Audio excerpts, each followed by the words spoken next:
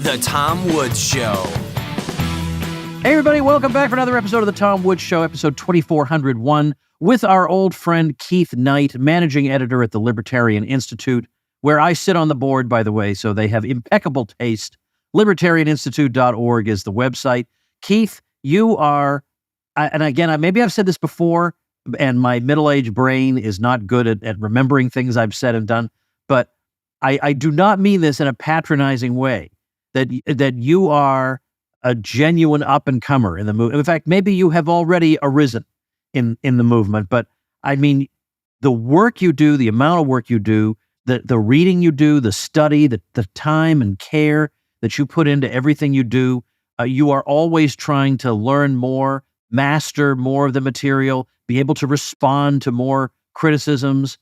Thank goodness you have that energy, because this guy no longer does. I mean, I got the Tom Woods Show. I'm doing my various things, but man, you are like a guy with a mission, on fire, and I'm really glad to see it, because after the Ron Paul movement, I thought, because of all those young people who flocked to him, that we were going to have like a renaissance of all these young, articulate people defending our ideas, and frankly, that never really panned out. I was surprised and disappointed at that. But you, my friend, are an exception to the rule. So welcome back. Tom, thank you so much for having me, along with the very kind intro. I think the thing that keeps me so motivated is just knowing, once I learned about opportunity cost and I really understood the cost of me going to school for free was actually 12 years of my life, 5 hours a day, I thought, gosh, when I get on at the Institute, I got to make sure that anytime someone clicks on my stuff, they start learning things I wish I would have learned when I was in facts class, history class, English class, etc. So I'm glad to know that it's paying off. That's exactly what I try to do. And I try to meet them where they are by saying, look, I realize that what I'm about to tell you probably sounds a little bit out there, whatever. Believe me, I understand that. I think if you acknowledge that you're saying things that run contrary to what they expect you to say, you sound less crazy.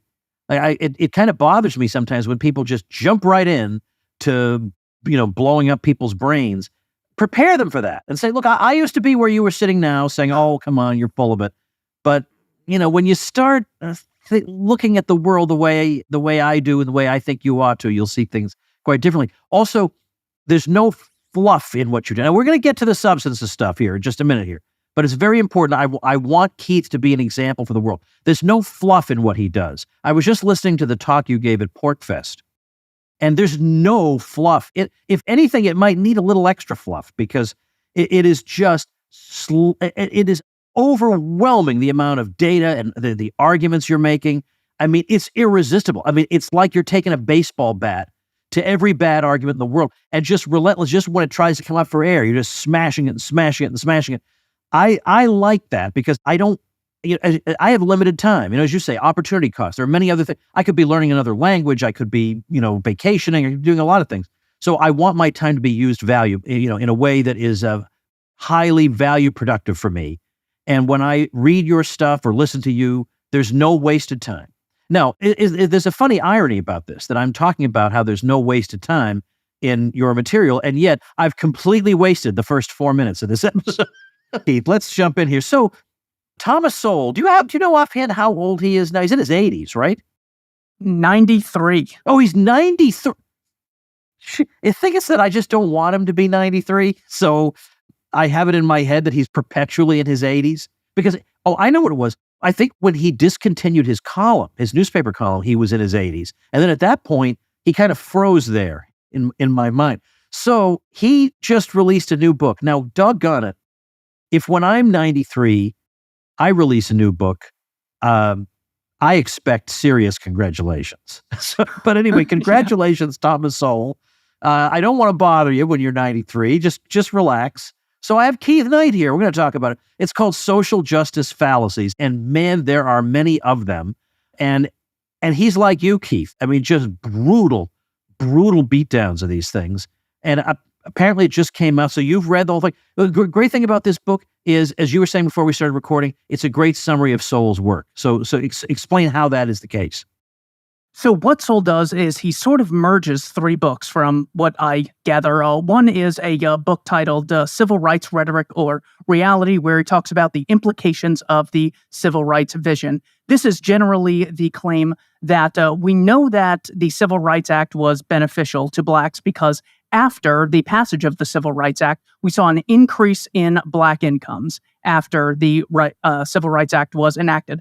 What Soul says is that is the worst year you can pick because that's the very year that it starts. In order to actually see if this was something that grew out of the Civil Rights Movement or the Civil Rights Act, what we have to do is look at the two previous decades and ask whether or not this was a trend that was already occurring or not. So I had actually asked Larry Elder at Freedom Fest, I said, you have so many stats just always at the top of your head. What's one statistic that you would give to people? And he said, I think I would say to people that Black poverty from the year 1940 to 1960 decreased from 87% to 47% before any civil rights legislation, before any affirmative action took place. That's the most important thing. So that is Civil Rights Rhetoric or Reality. He then merges it with two other books, Basic Economics and A Conflict of Visions. That's why Social Justice Fallacies is so good. In 140 pages, you get like 50 years of research and wisdom. Well, I am quite fond of Civil Rights Rhetoric or Reality. It's a book that's not mentioned that much.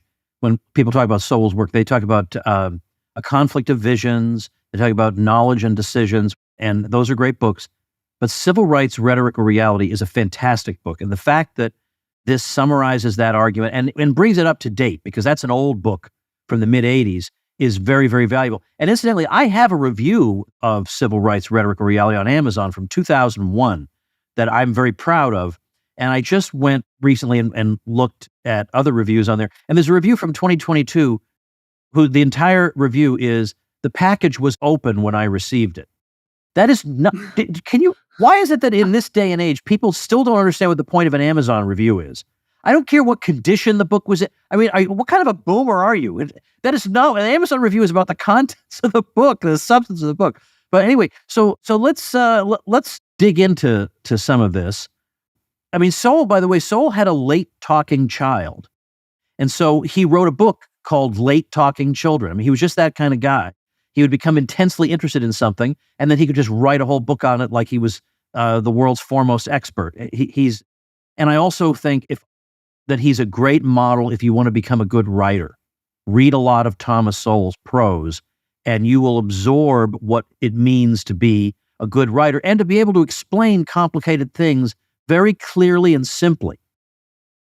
Yeah, definitely. What I love about his ability to summarize in this book is he really gets to it. So he'll say that there's basically three reasons we should be skeptical of the civil rights worldview. That first, all disparities are proof of discrimination. Second, these disparities justify surrogate decision makers, which he calls them. Also does make the point that it's not just you delegating to a surrogate, it's a coercive surrogate on your behalf. So that is really important. He says that there's three things that we need to look at in order to really refute the idea that the problems of today are the result of what's referred to by social justice advocates as the legacy of slavery. He says the first reason we should be skeptical is a lot of these problems that are attributed to the Black community do not apply to Blacks who are immigrants to America. Now, I'm well aware that there's a selection process. People don't immigrate through lottery or anything random. But if the problem was the white racists in America, you would have to then claim that they pick and choose which Blacks to be racist against, whether or not they are immigrants or were born in America before choosing how to interact with them. So Soul is not surprised to see that we see a 30% income difference between native Blacks and immigrant Blacks. Critical theory, social justice advocates cannot explain this disparity. Now, people like Ludwig von Mises obviously could in his book Planning for Freedom, where he says wages rise as the result of capital investment, competition, and people acquiring skills. That is very clear.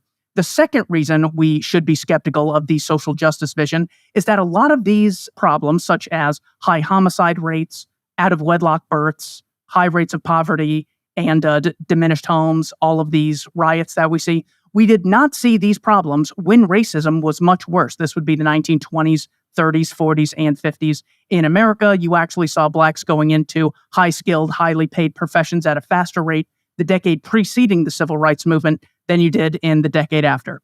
Third, you also, the third reason to be skeptical is we see a lot of these problems among poor whites when it comes to an increase in single-parent households, when it comes to an increase in homicide rates. So those are the three pillars that Sol says we should be very skeptical of the social justice movement because the problems don't apply to black immigrants as much. They do apply to poor whites. And historically, when racism was much worse, the problems didn't exist or were much smaller than they are today. He gives the example of married black couples. And he says that the rate of poverty of married black couples in the United States has never risen as high as 10%.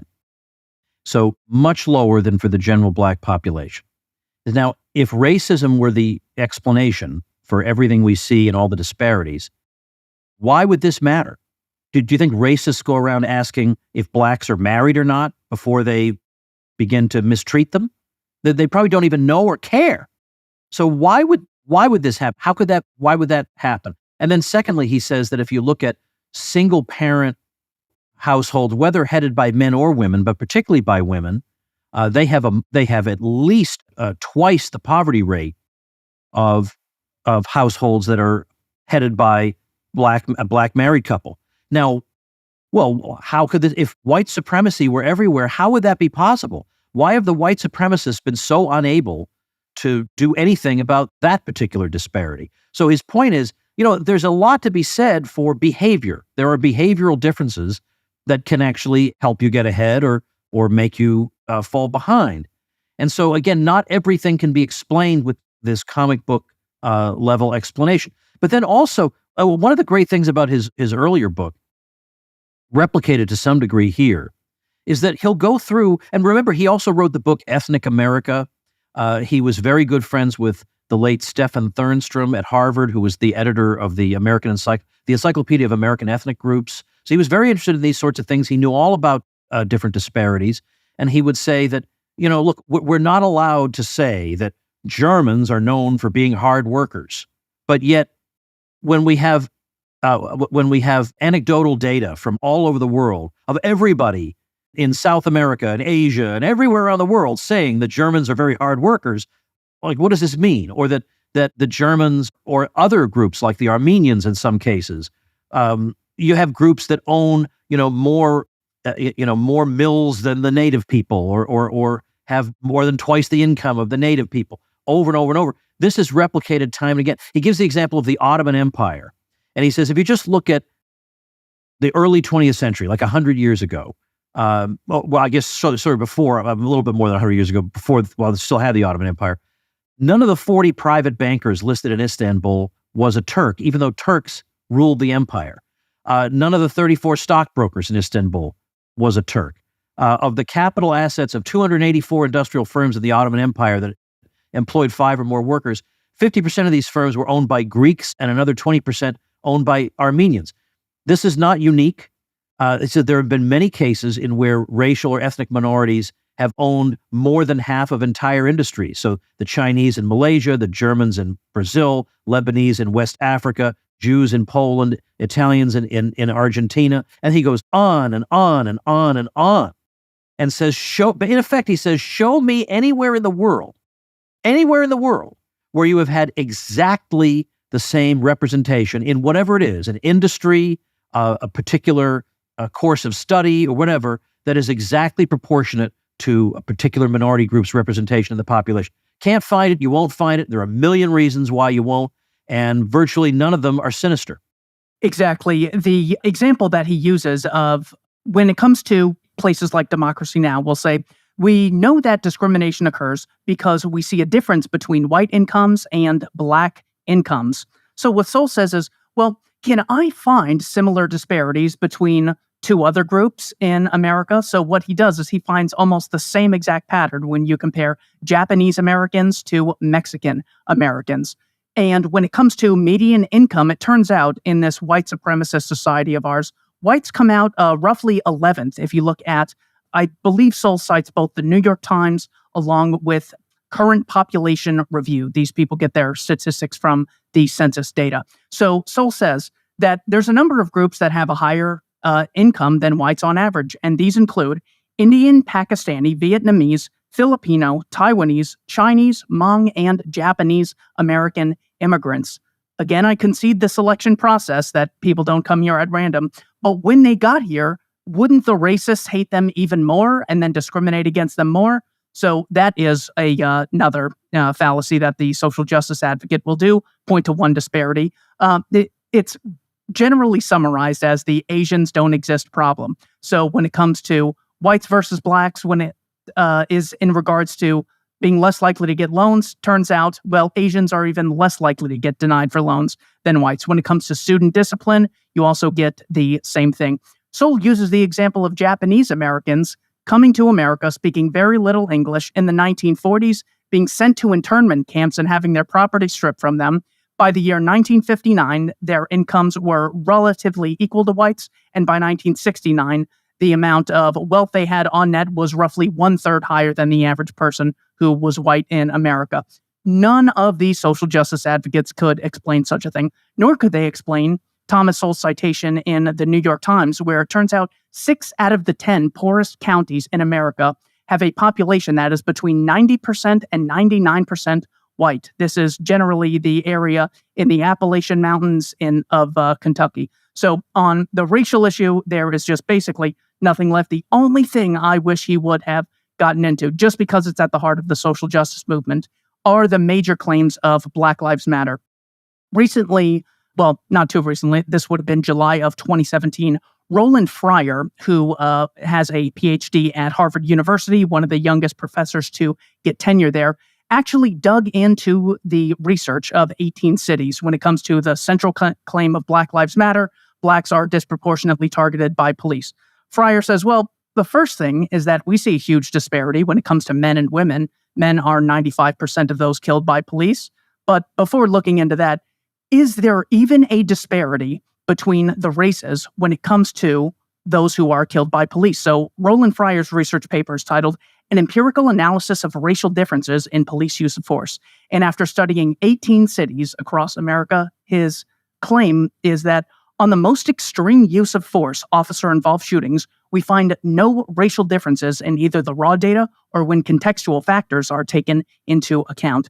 And even when you have, individual examples like a white woman, Justine Damon, who was murdered by a black officer, Muhammad Noor, in Minnesota, she was unarmed, got no attention. Ashley Babbitt, unarmed white woman, murdered by a black officer. Michael Byrd, he gets on NBC and just explains the situation, and there's no talk of a trial at all. So, yes, there are people who out there who are racist, who judge by skin color as opposed to the content of character. It's basically all Democrats and progressives at this point. The book is excellent. I highly recommend it. Well, it's in connection with that, I might mention the case of Eric Stewart, who was a professor at Florida State, who was recently fired because it turned out that he was accused of being guilty of extreme negligence in his scholarly work. And he did work that was disproportionately influential in making people think that there was systemic bias racially among the police, and that people have wildly inflated numbers in their heads of what the police have done, and so on and so forth. So he was removed recently, and the provost at Florida State said that Stewart demonstrated extreme negligence in basic data management, resulting in an unprecedented number of articles retracted and numerous other articles now in question, and then said the damage to the standing of the university, and in particular the College of Criminology and Criminal Justice and its faculty, approaches the catastrophic and may be unalterable. So now I don't think that many people know that this even happened. Could you imagine if Heather McDonald, who has spent quite some time trying to debunk some of these claims, if she'd been fired from an institution, well, the whole country would know all about it. We'd never hear the end of it. But this guy, one of the key architects of the BLM's theory of life, was actually fired as a professor. And to be fired as a professor, you almost have to I mean, you could probably murder somebody and they would look the other way sometimes with some of these systems. But it was that bad. His level of negligence was that bad. So you're right that is an area where Sowell's book would have benefited a bit more. But you've definitely covered this. And if you were to ask people, maybe you know the numbers offhand. If you were to ask people, let's say you categorize people into, quote, liberals and, quote, conservatives. Now, we know that's an oversimplification. But let's just say, if you ask self-identified liberals and self-identified conservatives, what do you think the number of unarmed black men killed by the police is in a given year? They have wildly crazy answers for that. Now, that doesn't mean that I'm an apologist for the police. It just means I want the truth to be told. I don't want to believe a lie. Yes, I believe it was Skeptic magazine. This is Michael Shermer's magazine. They had surveyed liberals and conservatives and asked them how many unarmed blacks a year. I mean, George Floyd, we have, the case of Eric Garner as well. How many in total? And it turns out 44% of self-identified liberals said between 1,000 and 10,000 unarmed blacks per year are killed by the police. The number in 2019, according to the Washington Post, was there were 41 unarmed people killed by the police that year. 9 were black and 19 of them were white. This total, including armed and unarmed, came to 1,004 people killed by police. So the total number is not 1/10 of what a portion of liberals think unarmed blacks are killed. It's just so wildly out of proportion. I had an intelligence officer, Chase Hughes, on my show some time ago, and he said, Keith, I've researched MK Ultra, and I've done thousands of hours of research into mind control. And if I had to describe mind control in one word, it would be repetition. That is how you are able to control people's minds. And I thought, you know what? That probably is the reason why people will just automatically associate child labor with capitalism, because child labor never existed until Andrew Carnegie, and they've done this research. No, it's literally just been repeated again and again and again. America's racist, America's racist. So many times it's been repeated without a single shred of evidence. So that is how the corporate press is able to get away with such a lie without ever going to the direct evidence. Well, of course, I have this book coming out on the COVID craziness, and its situation is analogous there, because if you were to ask exactly the same people, if you were to be diagnosed with COVID, what is the likelihood that you would need to be hospitalized? They're off by orders of magnitude. They have absolutely no way of assessing the risk level involved there. None whatsoever. I mean, dramatically off. Even the self-described conservatives were vastly overstating the likelihood of that. I love Sowell's style so much. And so I want to share, if I may, just another example from this early section in the book. And he quotes a headline in a San Francisco newspaper. The headline reads, "Why are Black and Latino people still kept out of tech industry?" And what gets Sowell is the kept out. Like, people are actively instead of, there are firms that would slit the throats of their own grandmothers if they could manage to hire more Black and Latino people. They're desperate to do that. But so the idea that actually they're trying to keep them out is utterly preposterous.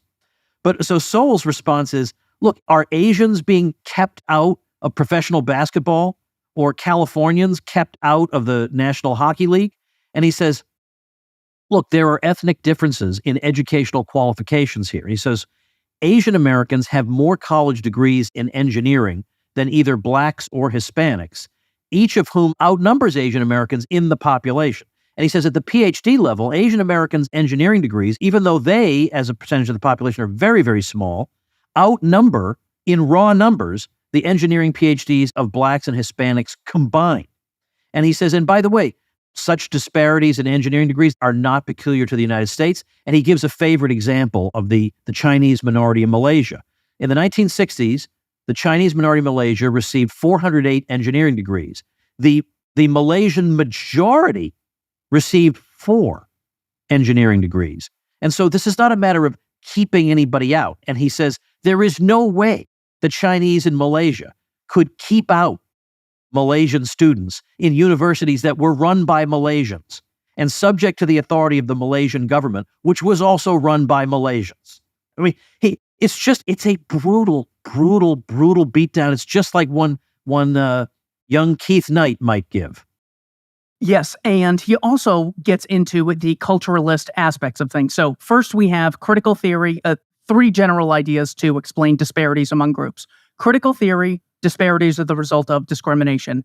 Genetic determinism, the races evolved in different climates, or God has designed the races in different ways with different benefits and different costs. What Soul says is, if you actually look at different cultures embrace, this actually explains things like disparities in IQ. The examples he uses we see a big disparity in IQ starting in the First World War between blacks and whites.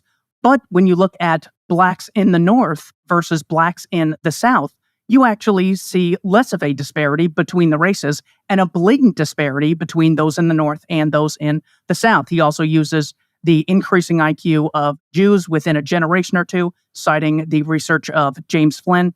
And he looks at how different areas of Europe evolved at different times. So if it was just one race is better and other races are worse, it's hard to explain why the Chinese were the earliest civilization to have things like writing. It's hard to explain why Greece and Rome came onto the scene much sooner than places in Britain, yet the British started the Industrial Revolution.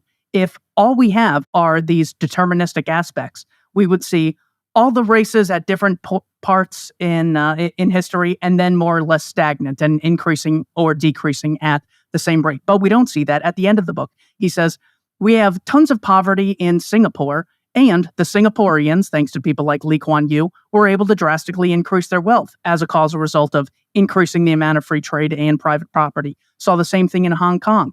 The example of South Korea, China after Mao and Deng Xiaoping brought in some free market reforms. He uses the example of India in 1991. So the social justice mindset gets you into the idea that there's basically nothing you can really do until you overthrow the entire system, until we have more of a global acceptance of social justice. If there's ever an injustice somewhere, if there's ever one or two racists sort of lingering around, then the entire system's corrupt and there's nothing you can actually do.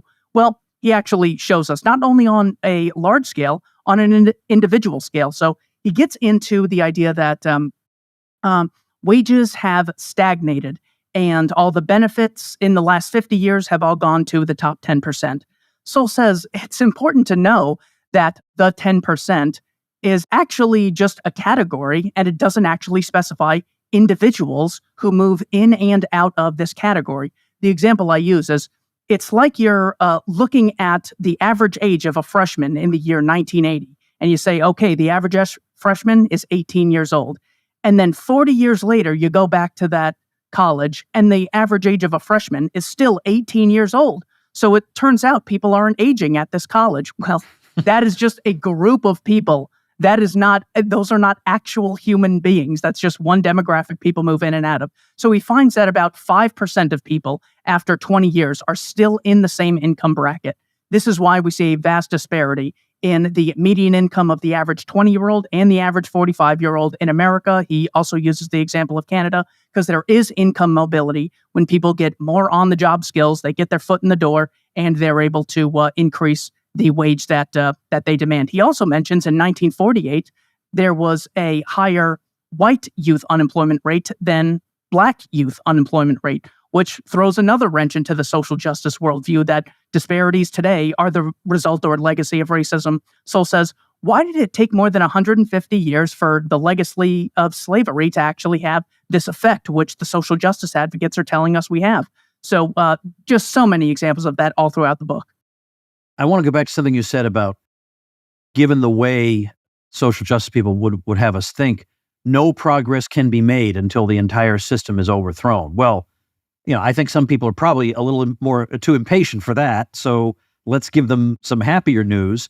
And Soul recalls a story that Barack Obama told about maybe you remember this, about a black young man he was talking to who had wanted to become a pilot, and he'd thought of joining the Air Force, but he decided not to because he decided there's no way the Air Force would ever let a black man fly a plane. Now, this is decades after there was a whole squadron of Black American fighter pilots in World War II, and then beyond.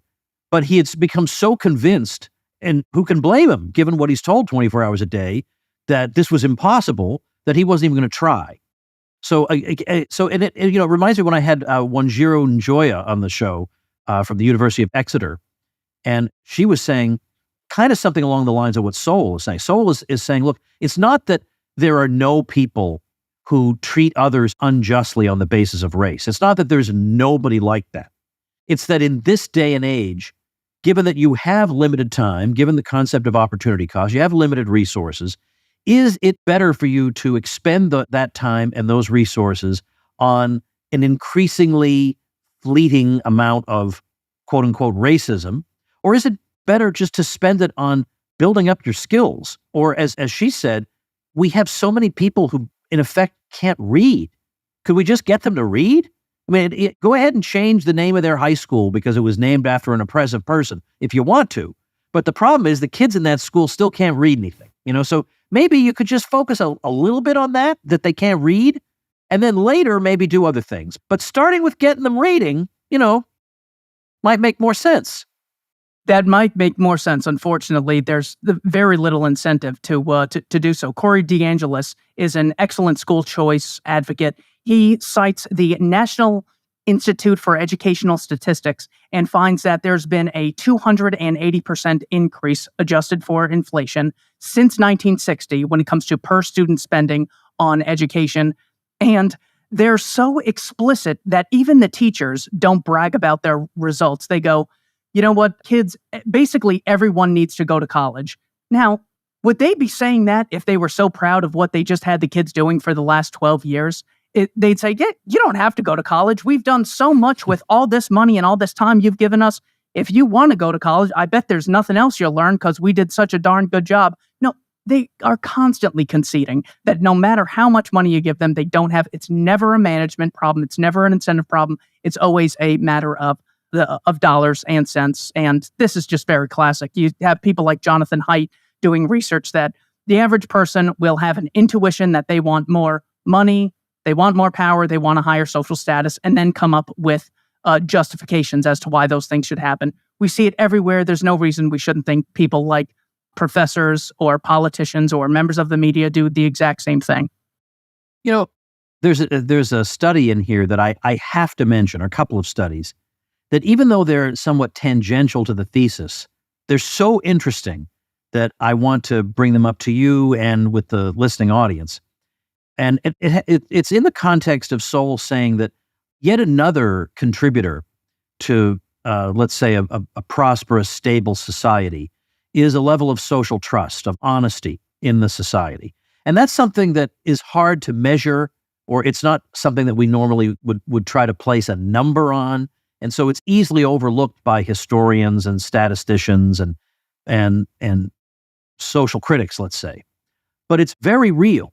And so he gives the example of a study from about 10 years ago in which a dozen wallets were placed in various, very obvious and open spots in different cities. And the test was to see how many of these wallets would be returned with the cash inside them still in there. And so what they found was in Helsinki, so in Finland, you had 11 of the 12 wallets returned. In Portugal, in Lisbon, only one of the 12 wallets was returned, and that was returned by a couple visiting from the Netherlands. So no Portuguese person returned any wallet at all. So another study found that in Norway, all the wallets were returned, every last one. In the US, 2/3 of the wallets were returned. In China, 30%. And in Mexico, 21%. Now, this doesn't mean that genetically people in Finland return wallets, but it does mean something, though, right? It's a very surprising, a very interesting result, let's say. Maybe it's not entirely surprising, but it's an interesting result. And it goes to show if even something like this could be so drastically different in the way people think or the way they interact with others, then why would we think that all other aspects of human endeavor would wind up being exactly equal. If even on something as simple as being a decent enough person to return a wallet, we get these drastically different results, then probably you're going to get drastically different results in everything. So just give up. You're never going to get equality on those things, ever. You've never, ever had, as Sowell says, perfectly proportionate results racially in any society on a measurement of anything. And not to mention, he also points out all the groups that have surpassed whites and all the, as you say, the disparities between some ethnic groups in the U.S. and others that are larger than the white-black differential, even though the factors that are alleged to account for the white-black differential are not present in those cases. So it's, as I say, it's a brutal, brutal, brutal beatdown. But I had to mention that because I memorized those statistics because I'm going to share this study with everybody I know about the wallets because I just found that so interesting. And he also uses in his honesty example the number of parking tickets paid at the United Nations. Yes. So they don't have to strictly pay them because they have diplomatic immunity, but they could pay them anyway. So yeah. That's a great example. Yeah, we constantly see these disparities everywhere. A guy in, I think, 1912, his last name is Michaels or McKells, came up with the iron law of oligarchy, saying that any organization, whether it's democratic or no matter how democratic it starts out, because of domineering personalities and for the sense of efficiency, an oligarchy will be created. So this is why we see drastic inequalities in every society since Aristotle was very unequal to the average person in Greece. The greatest champions of equality today, Alexandria Ocasio-Cortez, have more money and institutional power than 99.99% of her constituents ever will, because we constantly see this everywhere. The example he uses is of a union that not everyone goes to the union meeting, not everyone speaks at the meeting, not everyone has as equally as good ideas. Not everyone is equally good at communicating those ideas and getting people on board. So you end up with Jimmy Hoffa and a few of his pals running the entire union for tens of thousands of people. So anytime people organize, examples that Sowell uses is what percentage of golfers are as good as Tiger Woods? What percentage of comedians are as funny as Chris Rock? Oh, the example he uses is the Manning family.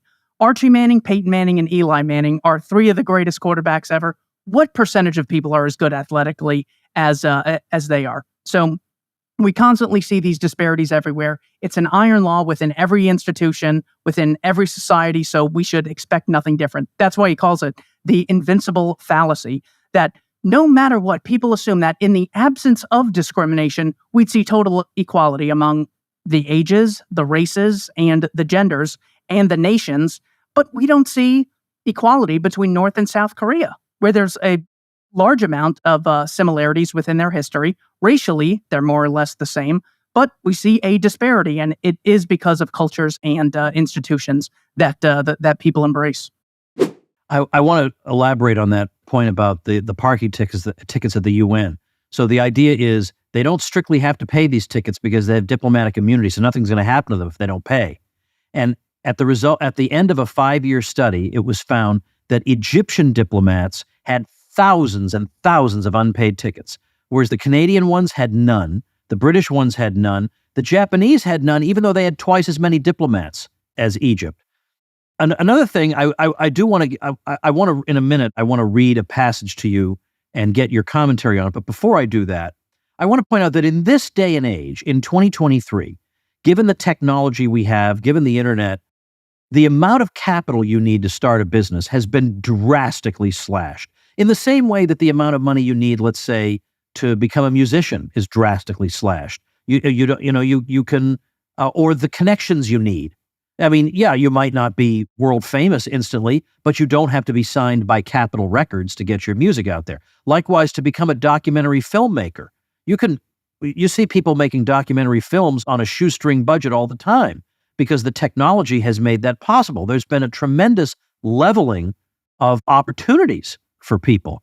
And it seems to me, if I were a leader in the Black community, I would say, look, whatever it is, whatever we think there is out there that's holding us back, there's no excuse for not teaching our young people how to harness the resources they have right now to build things for themselves, to build businesses and incomes in ways that our ancestors couldn't have dreamed of and white ancestors couldn't have dreamed of. We have these possibilities. Most people are, pissing their days away unproductively.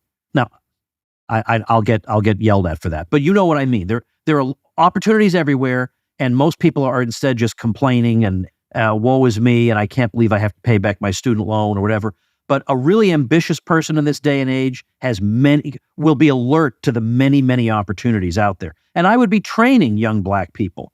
I would say, here's how you build a business. You do the following things. And here's how you find a niche to get yourself into. And here's how you find out what the market wants. And here's how you find out what you are particularly suited to produce, or how you can get yourself suited to produce it. Or that instead of sitting around complaining that you're not earning enough, you think, all right, well, what have you been doing during your time at home to make yourself a more desired employee? Where have you carved out that extra hour? Yeah, I know it's hard. I know it means you won't get as much sleep, but that's what it takes to get ahead.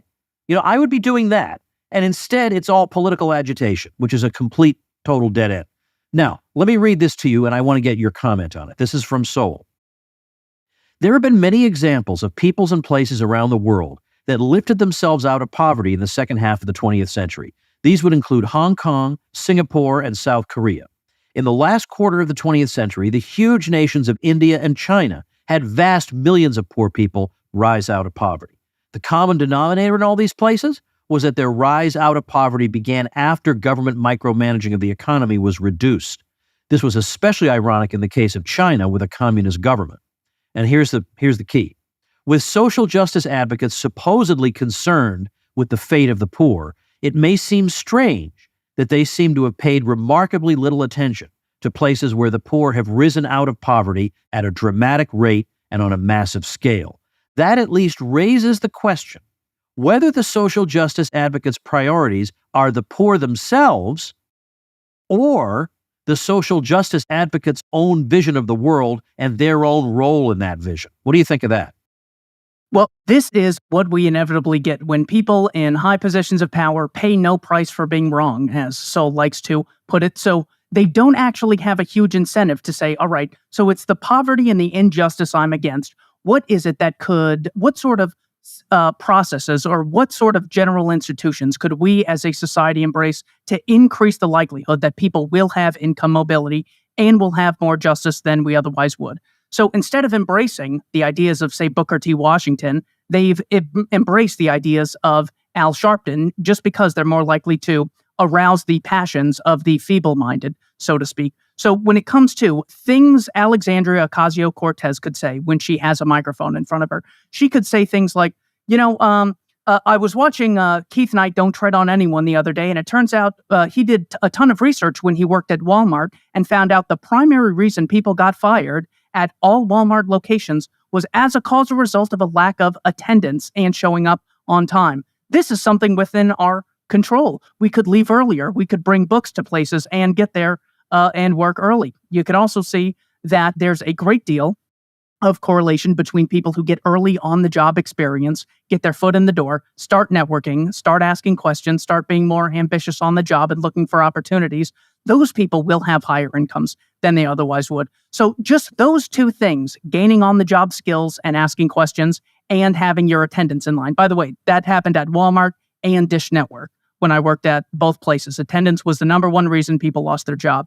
Those are much more within the control of the average person than, you know what, I can't control what time I get to work, but I can end systemic racism by voting once every 4 years. So the fact that they don't have the incentive to do that is one thing, but the fact that they constantly avoid such obvious, much more productive avenues of how to actually teach people to do things effectively does get to the question as to how really sincere they are. But then again, they don't have much incentive to be sincere when they're not generally held accountable, because it's not that, people, you win elections based on how much truth you tell. It's how many emotions you rile up and get people to vote for you. So, yeah, Sol is definitely correct. And how could we falsify whether these people are really, really well intended? I mean, the example of AOC is just so bad. She posts a picture saying, look, my abuela's home in Puerto Rico has been devastated. She needs money. We need to pass this law to give them more money. So Matt Walsh of the Daily Wire says,